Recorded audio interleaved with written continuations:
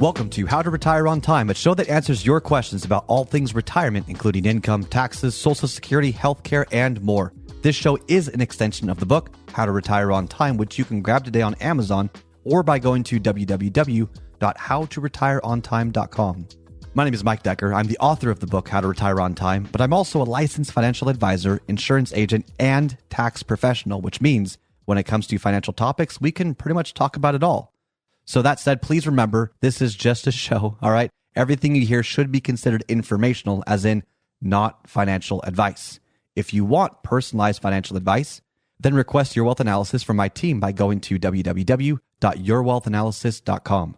With me in the studio today is my esteemed colleague, Mr. David Franson. David, thanks for joining me. Hey, thanks for having me. Now, David's going to be reading your questions, and I'm going to do my best to answer them. Please send in your questions right now or anytime during the week. Just save this number, 913-363-1234. That's 913-363-1234. Or you can email questions to heymike@howtoretireontime.com. Let's begin. Hey, Mike, can you break down the differences between Social Security, a pension, and an annuity? Okay, so essentially on surface level, they're all the same.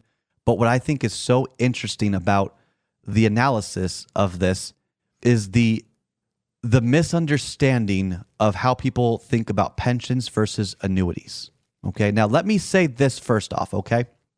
Most people that have a pension pick the pension. Okay. Florida did an interesting experiment, the state of Florida. They asked all of their employees, they said, hey, we're thinking about doing this 401k thing. What do you think? Should we do it? And I think it was like 90 to 95% said, no, we're good with the pension option. We like the pension option. Right. Okay.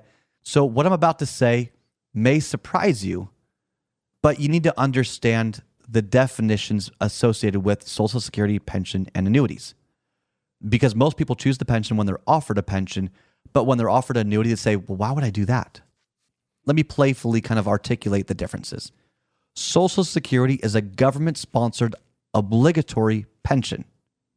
You pay into it, and then around 67 years old, you get your money back that you paid into. Now, you might not get it all back, depends on when you die, but it's a government plan, basically, that you're kind of forced into paying into, and people love Social Security. Mm-hmm. They're excited. I mean, we have entire courses on how to optimize your Social Security. It's a wonderful thing. You know, how do you get the most out of your benefit, right? People get upset when they hear these news headlines about how Social Security could be going away or it's in trouble because we want our money back. Then you've got the pension. The pension's interesting because you can get your own money back guaranteed for life, or you can get a lump sum. But because, and this is my opinion, from a psychological level, people are expecting the pension during their entire working career. That's what they're familiar with. It's what they're expecting. They have no issue with it. Yep, I'm going to retire. I'm going to get the pension. They're not giving up money. They're paying into the pension, and that's how it's felt. Well, an annuity is where you basically take a lump sum of money, put it with the company, and you get guaranteed life income. It's kind of the same thing when you think about it, but people hate annuities. It's a swear word in this industry, which I think is so funny because it's not good or bad. It's just a tool. Yeah. But because you have to give a lump sum of money to an insurance company, and people seem to love to hate insurance companies, right? To give you your own money back, they think, oh, well, that's a ripoff. Because what if I die soon? That means if I die soon, I'm not getting much to the kids. I just lose out all that money.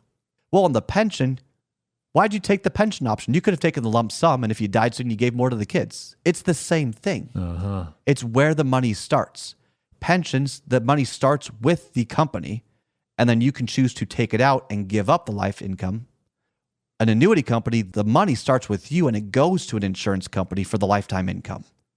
It's essentially the same thing. So when I hear people say, I love my pension, I'll say, okay, is your pension enough? They say, no, I actually need more. And they'll say, okay, do you want an annuity? They say, no, I hate annuities and you should too. Just repeating verbatim the marketing material of a company that wants to sell you a stock bond fund portfolio and that conflict of interest. There's a very stark, illogical conclusion that's made between the two. Now, personally, would I take a pension or a lifetime income stream from an annuity? No. I personally would not. My entire book, How to Retire on Time talks about how you might not.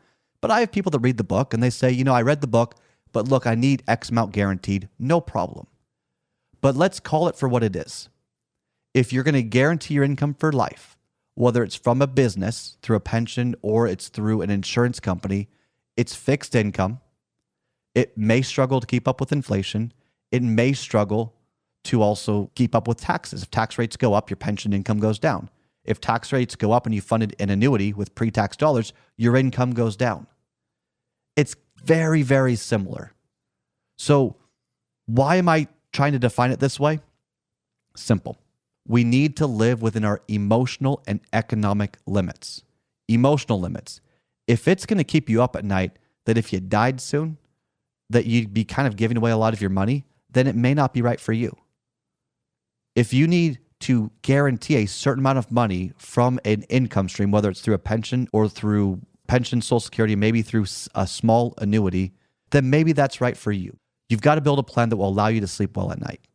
That's just the simple truth.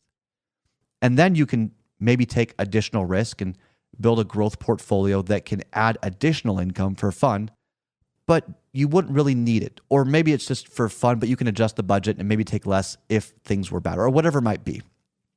I don't really recommend keeping all of your assets at risk and drawing income from risk assets.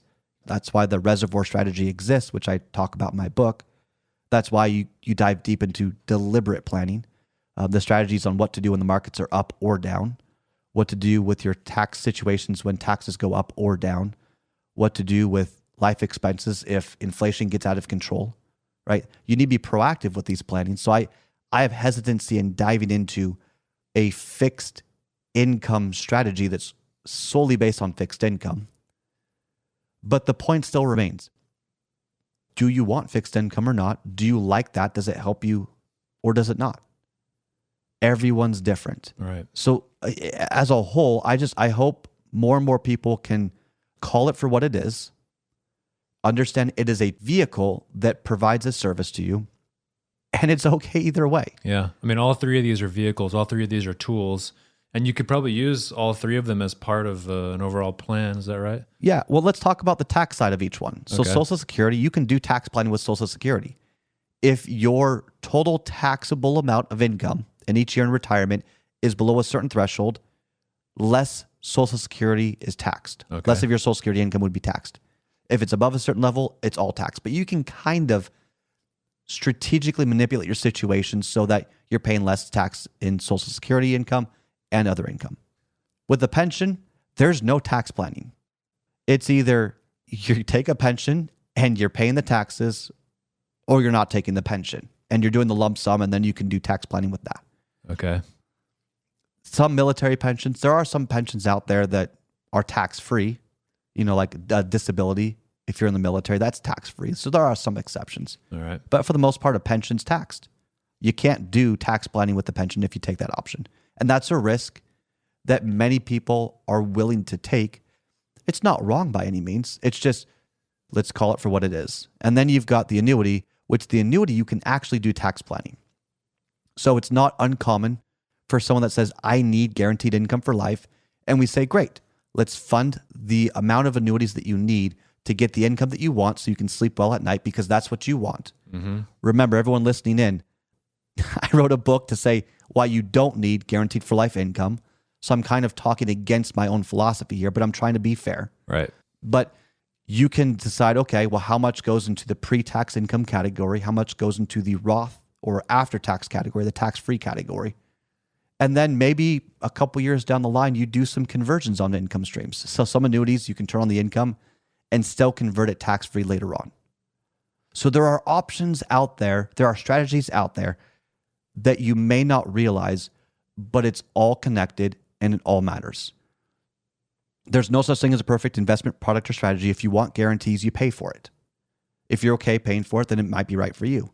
If you don't want to do that, if you're like me and you think, I want growth, I want flexibility in the future. I don't know what my life is going to be like in 10 years. It may cost a lot more to be me in 10 years. I might have a healthcare situation in 10 years. I want to be flexible enough. Then you might think of having some of your assets focused on growth and some of your assets focused on growth with protection. and you got to ladder that out. And that's why people call us, is to dive into those details and put that together. But if you're like me, I like the flexibility and the growth. I'm okay taking on the risk of not having guaranteed for life income. Some people don't like that. That's okay. Have I kicked this dead horse enough? Yeah. I am painfully trying to be neutral about the topic, but let's not say pensions are great and annuities are terrible. They're very similar in how it works in a retirement plan. So we don't want to villainize things.